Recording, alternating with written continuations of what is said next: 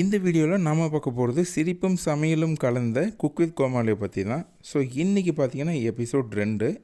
இன்றைக்கான எபிசோடில் பார்த்தீங்கன்னா குக் வந்து தன்னோட கோமாளிகளை செலக்ட் பண்ணிட்டாங்க. செலக்ட் பண்ணுற அந்த விதமே பார்த்திங்கன்னா ரொம்பவே ரசிக்கும்படி இருந்தது. வழக்கமான கலகலப்போடு வந்து இந்த எபிசோட் 2 வந்து தொடங்குச்சுன்னு சொல்லலாம். இன்றைக்கான செகண்ட் எபிசோடில் பார்த்திங்கன்னா ஒரு கலக்கலான சவால்களோட, சிரிப்பான பஞ்சாயத்தோட, அருமையான உணவுகள் எல்லாமே சேர்ந்த ஒரு கலவையான சூப்பரான எபிசோடாக தான் வந்திருக்கு. தமிழ்நாட்டு பாரம்பரிய சமையலோட இன்றைக்கான எபிசோட் தொடங்குது. இன்றைக்கான ஷோலையும் பார்த்திங்கன்னா ஒரு அழகான என்ட்ரன்ஸோட, பார்க்குறவங்களுக்கு ரசிக்கும்படியான ஒரு காட்சிகளோடு இருக்கும் அப்படின்னு சொல்லலாம். முதல் நாள் இன்ட்ரடக்ஷன் ரவுண்ட் அப்படின்றதுனால எந்த ஒரு மார்க்குமே இல்லை. பட் இன்றைக்கி தான் வந்து ஆக்சுவல் காம்படிஷனே வந்து ஸ்டார்ட் ஆகுதுன்னு சொல்லலாம். ஸோ அந்த வகையில் இன்றைக்கி இந்த நம்ம குக்கு வந்து செய்ய போகிற சமையல் எல்லாத்துக்குமே வந்து பார்த்திங்கன்னா ஜட்ஜஸ் வந்து மார்க் போட போகிறாங்க. இந்த சீசன் 6 விஜய் டிவி புதுசாக கோமாளிகளை இறக்கியிருக்காங்க. பழைய கோமாளிக்கு எந்த விதத்துலையும் சளைச்சவங்க இல்லை அப்படின்ட்டு புது கோமாளி போட்டியில் களத்தில் இறங்குறத நம்மளால் பார்க்க முடியுது.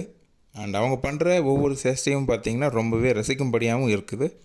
ஸோ இந்த எபிசோட் 2ல் வந்து பார்த்திங்கன்னா நம்ம குக்கெலாம் வந்து கோமாளி தேர்ந்தெடுத்து சமையலும் ஸ்டார்ட் பண்ணிட்டாங்க. அண்ட் வழக்கமாக நாளைக்கான எபிசோடும் வந்து இது கண்டினியூ ஆகும்.